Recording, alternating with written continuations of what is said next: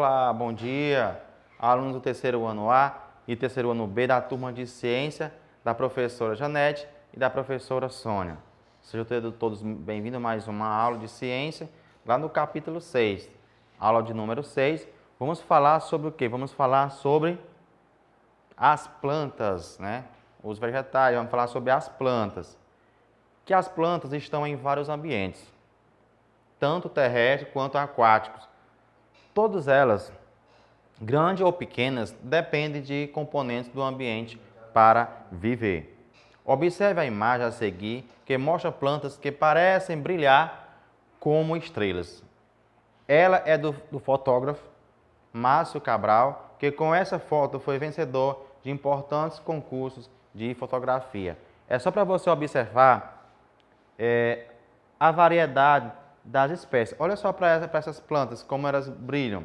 Fotografia de Márcio Cabral, 2014, que mostra um campo de plantas, conhecidos como chuveirinho, brilhando na escuridão da noite da Chapada dos Veadeiros.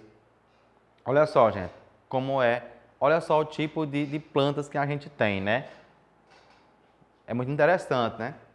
E vamos ver agora o ciclo de vida das plantas. Então, vocês pegam o livro de vocês e vão acompanhando, ok? Assim como outros seres vivos, as plantas elas nascem, elas crescem e se desenvolvem, podem se reproduzir e morrem, certo? Então, todo esse processo, assim também como um ser humano, as plantas também realizam.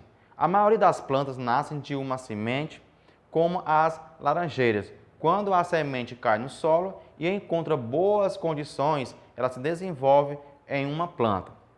Diferentemente dos animais, as plantas não precisam buscar o seu alimento. Para sobreviver, elas precisam de luz, que é o sol, né? A água e sais minerais do ambiente. Então, a luz do sol, o ar, a água, que ela vai ser absorvida pela raiz, e os sais minerais do ambiente também, que vai junto com esta água.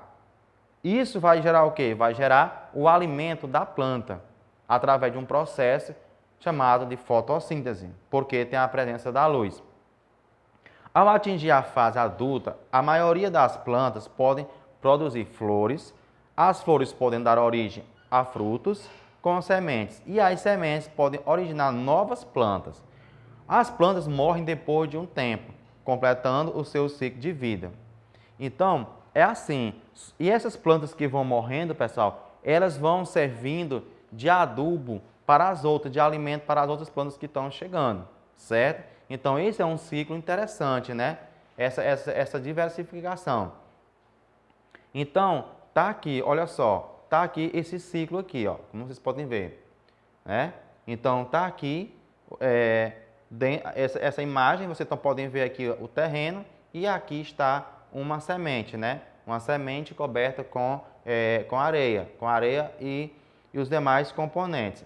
Então, passando daqui, vem o desenvolvimento da semente, né? Ela vai ser aquecida com o calor da terra, recebendo água e a luz do sol. Com esse aquecimento da terra, ela vai germinar, né? Ela vai germinar, ela vai crescendo, né? Ó, ela vai crescendo, vai se desenvolvendo, ela vai produzindo flores, né? Flores, e essas flores também podem produzir frutos. E nesse fruto estão as sementes que vão gerar esse novo ciclo, certo? Então está aqui o desenvolvimento. Vocês podem observar no livro de vocês como acontece com a planta. Representação esquemática de algumas fases do ciclo de vida de uma laranjeira. Então, elas o quê? Ó?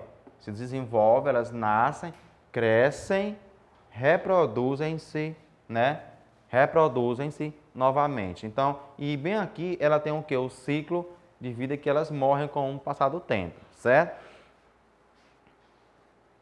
O grupo de plantas. Como vimos, a maior parte das plantas podem produzir sementes em alguns momentos da vida.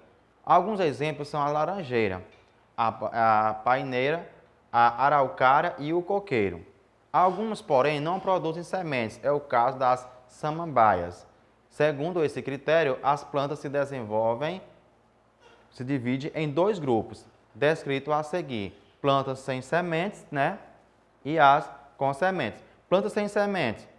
Nesse grupo estão as plantas que não produzem sementes, flores e frutos, como as samambaias, as samambaiaçus e as avencas e os musgos, que são aquelas plantas, pessoal, que a gente vê em ambientes muito úmidos, certo? Em pedra, naquelas regiões onde tem olho d'água. Você vê muito isso, ó. Musgos podem crescer sobre rochas úmidas. Não sei se vocês já andaram em regiões úmidas que tem, falando de olho d'água.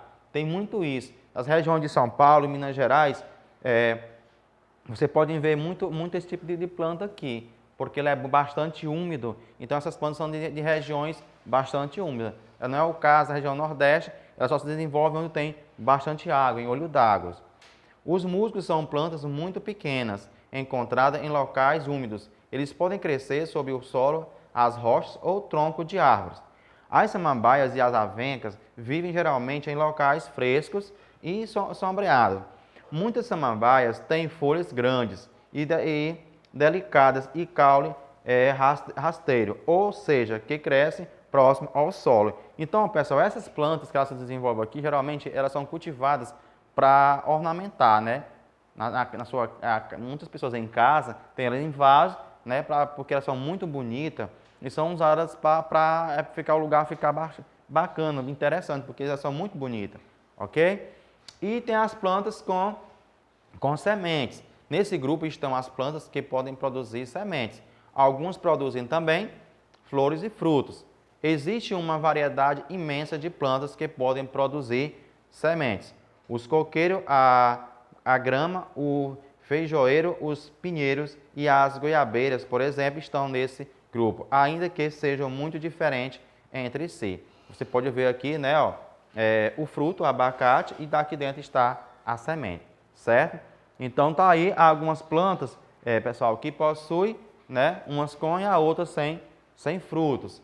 Plantas com sementes nuas. O que é sementes nuas? São sementes que ela não tem aquela proteção que nem vocês viram ali, tipo o mamão, a semente fica dentro, o abacateiro, que a semente fica dentro. Então, aquela parte carnosa que a gente chama de fruto. Existem plantas que produzem sementes, mas não desenvolvem frutos. Pinheiro, ciprestes, cicas e araucárias são exemplos desse tipo de planta. Como as sementes não são envolvidas por frutos, dizem que essas plantas representam a presença de sementes nuas. As sementes da araucária são os pinhões, unidos e presos uns aos outros. Os pinhões formam uma estrutura chamada pinha. Não existe fruto ao redor dos pinhões. Então, você está vendo aqui, ó, aqui as cicas, né? E aqui está a semente da araucária, que essas plantas elas não são típicas da nossa região. E o importante aqui é você observar que ela não tem fruto, simplesmente só a semente chamada de sementes nua. Então, pessoal, pegam o livro de vocês revejam o vídeo, né, observam as imagens também no livro de vocês, assim como no vídeo, vão relendo, estudando e respondendo as questões que seguem, certo? Esse conteúdo aqui, ok? Até a próxima aula, um bom estudo!